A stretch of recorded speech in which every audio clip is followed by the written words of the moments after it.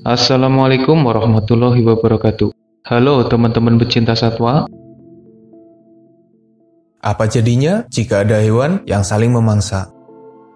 Maksudnya, dalam suatu momen si A memangsa si B, tapi di momen lain si A malah dimangsa oleh si B.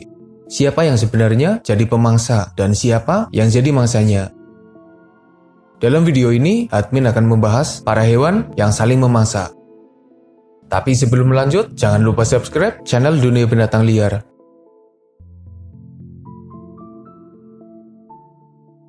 Ular dan katak, dua hewan yang saling memangsa.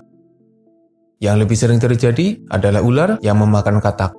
Tapi beberapa katak juga pernah kedapatan sedang memangsa ular. Beberapa jenis ular menjadikan katak sebagai mangsanya.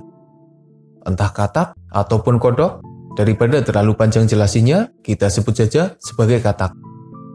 Dengan mulut yang terlihat kecil, nyatanya para ular mampu memaksakan diri menelan katak yang ukurannya terlihat lebih besar. Belum lagi para ular yang memangsa katak beracun.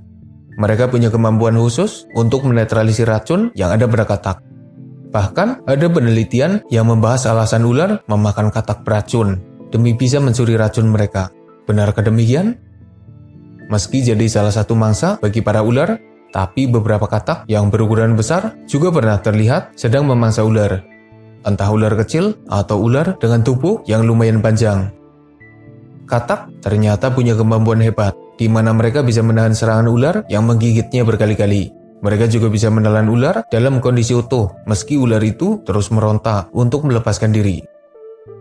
Kalau saling memangsa kayak gini, siapa yang lebih pantas disebut sebagai mangsa?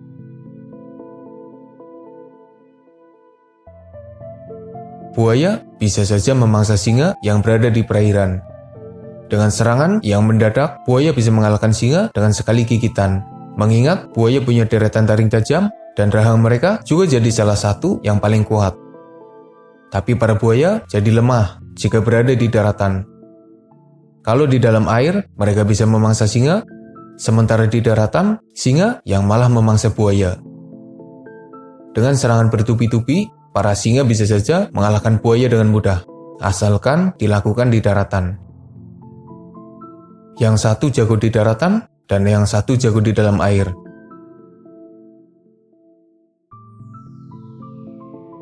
Jaguar jadi salah satu hewan yang paling ditakuti oleh para kaiman, selain anaconda dan giant otter. Jaguar bisa dan sering memburu kaiman. Berbeda dengan singa yang memangsa buaya di daratan, jaguar melakukan perburuan di dalam air. Meski kaiman adalah hewan semi-akuatik yang seharusnya lebih hebat daripada jaguar ketika berada di dalam air, tapi nyatanya jaguar bisa mengatasi kaiman di dalam air. Tentunya hal itu menunjukkan betapa hebatnya jaguar ketika berada di dalam air. Dengan gigitannya yang kuat, jaguar bisa menembus tulang tengkorak dan menyebabkan kaiman langsung kalah dalam waktu singkat. Jika mangsanya itu sudah tidak berdaya, jaguar akan membawanya ke daratan dan memangsanya dengan lahap. Tapi para kaiman juga berbahaya. Meski sering dimangsa oleh jaguar, tapi ada bukti di mana jaguar juga pernah dimangsa oleh kaiman. Entah bagaimana ceritanya, tapi sepertinya jaguar itu terluka dan sekarat. Kaiman mencium bau darah dan lalu memangsa pemangsanya itu. Mangsa memangsa pemangsa yang sering memangsanya. Bingung-bingung dah.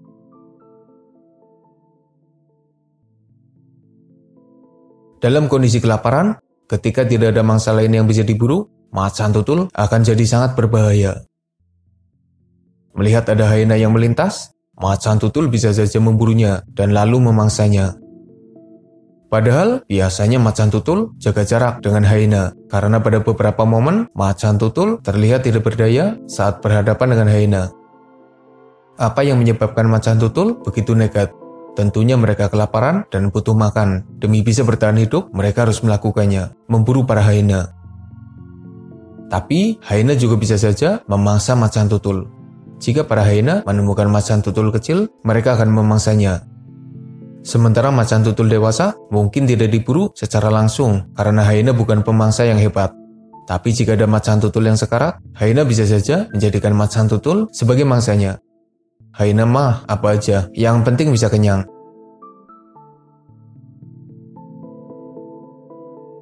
Elang dan beberapa burung pemangsa menjadikan ular sebagai salah satu mangsanya yang cukup greget.